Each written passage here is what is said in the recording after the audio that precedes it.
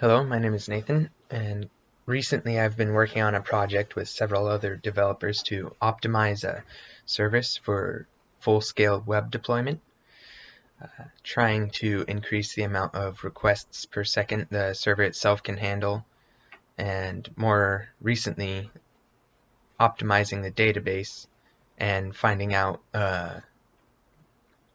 which database we need. So personally, I tested out two databases, NoSQL and an SQL, specifically Maria and Cassandra. After benchmarking them against each other, I discovered that Maria has faster insert and query times for what I am doing. Cassandra could achieve this as well, but would require more setup and partitioning.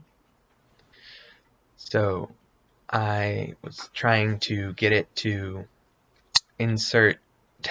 generate 10 million rows of data and insert them into my database under 15 minutes roughly. I achieved this by generating the data first, which took half an hour, and then inserting it afterwards. But I figured that wouldn't work because of how much in-memory data. The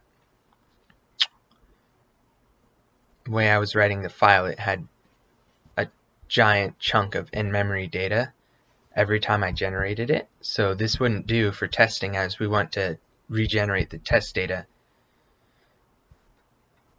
without having to wait for an hour each time, roughly.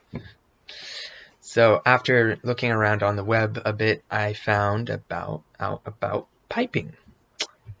In piping, you take the data and you just send little bits of it to the file at a time, the file that you want to write to.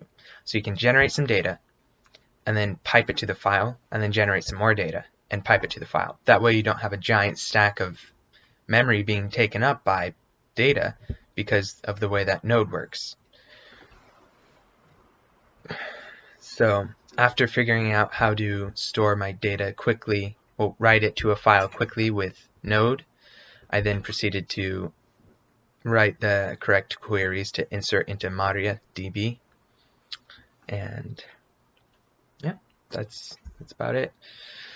From this, I learned that piping is amazing, and if you don't know about it, you should really look it up because it is epic. It's so fun to learn about.